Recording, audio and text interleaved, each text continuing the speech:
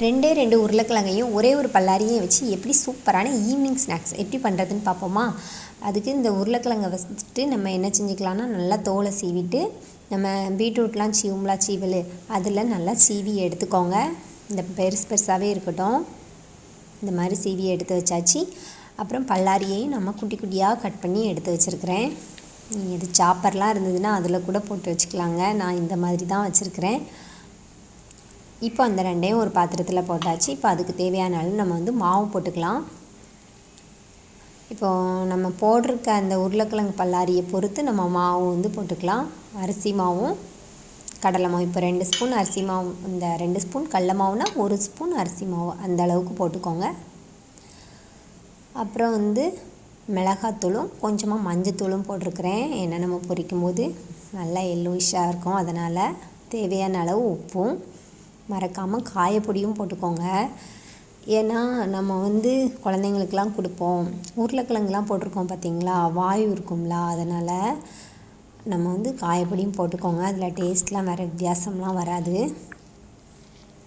போட்டு பிசைஞ்சு எடுத்துக்கலாம். ஒரு சொட்டு கூட தண்ணி ஊற்றிடாதீங்க. தண்ணியே இதுக்கு தேவைப்படாது. நமக்கு உருளைக்கிழங்குலேயே நல்லா தண்ணி விட்டு வருமா, அதனால் நம்ம கொஞ்சம் கூட தண்ணியே சேர்க்க வேண்டாம். அப்படி கையால் பிசைஞ்சால் நமக்கு சூப்பராக இந்த பக்கோடா போடுற அளவுக்கு நமக்கு வந்துடும். பாருங்கள், சூப்பரான பிசைஞ்சு வச்சாச்சு. இந்த ஒரு பக்கம் இருக்கட்டும். இப்போ நம்ம ஒரு பாத்திரத்தில் எண்ணெய் ஊற்றி எண்ணெய் நல்லா காயட்டும். பாருங்கள், நான் எவ்வளோ ஊற்றிருக்கிறேன், இவ்வளோ தாங்க ஊற்றிருக்கிறேன் எண்ணெய். நம்ம நிறையா ஊற்றினாலும் இவ்வளோகான மாவுக்கு இவ்வளோ தான் எண்ணெய் ஊற்றிருக்கிறேன். நம்ம நிறையா ஊற்றினாலும் அப்புறம் பொரிச்சிட்டு மிச்சம் இருக்க தான் செய்யும்.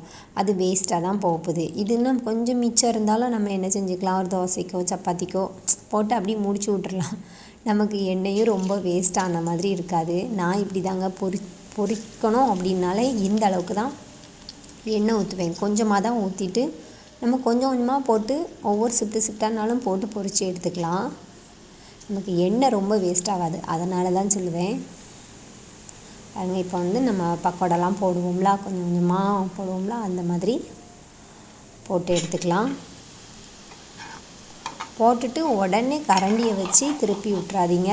கொஞ்சம் வேகட்டும். நமக்கு அந்த உருளைக்கிழங்கு மாவுலாம் ஒன்று சேர்ந்து வெந்த பிறகு நம்ம லைட்டாக பரட்டி விட்டுக்கலாம். இல்லைன்னா அப்புறம் நமக்கு உடஞ்சி போயிடும், பிஞ்சு வந்துடும். அதனால தான் சொல்கிறேன். இப்போ நல்லா மொறுன்னு வந்ததும், கலர்லாம் நல்லா ப்ரௌன் கலர் ஆனதும் நம்ம எடுத்து ஒரு தட்டில் வச்சுக்கலாம். இப்போ நம்ம அடுத்த ஷிஃப்ட் போட ஆரம்பித்தாச்சு. இந்த மாதிரி நம்ம கொஞ்சம் கொஞ்சமாக போட்டு ஒரு 4 ஷிஃப்ட்டு போட்டு பொரித்து எடுத்துட்டோம்னாலே நமக்கு இந்த எண்ணெயும் கரெக்டாக நமக்கு வந்துடும். இந்த ஸ்நாக்ஸ் ரொம்பவே டேஸ்ட்டாக இருந்ததுங்க. பசங்கள்லாம் அவ்வளோ விருப்பப்பட்டு சாப்பிட்டாங்க. நம்ம ஸ்கூல் விட்டு வர குழந்தைங்களுக்குலாம் என்ன செய்யலாம், சும்மா சிப்ஸு அந்த மாதிரிலாம் வாங்கி கொடுக்காம நம்மளே வீட்டில் இந்த மாதிரி செஞ்சு கொடுக்கும்போது அவங்க சூப்பராக விரும்பி சாப்பிடுவாங்க. அவ்வளோ டேஸ்ட்டாக இருந்ததுங்க, சொல்லவே வேண்டாம். நீங்கள் சூப்பராகவே ட்ரை பண்ணிடலாம், ட்ரை பண்ணி பார்க்கலாம். நம்பி சொல்லுதேன், கண்டிப்பாக உங்கள் பசங்க சாப்பிடுவாங்க. சரிங்களா? மீதி இருக்கிறத என்ன செஞ்சுக்கலாம், நம்ம டீ போடும்போது நம்மளும் பொரித்து சூடாக சாப்பிட்டுக்கலாம். சரி, மறக்காமல் ட்ரை பண்ணி பாருங்கண்ணே. 2 உருளைக்கிழங்கையும் ஒரே ஒரு பல்லாரியும் வச்சு எப்படி நம்ம சிம்பிளாக சூப்பரான ஈவினிங் ஸ்நாக்ஸ் ரெடி பண்ணிட்டோம். நீங்களும் ட்ரை பண்ணி பாருங்கள்.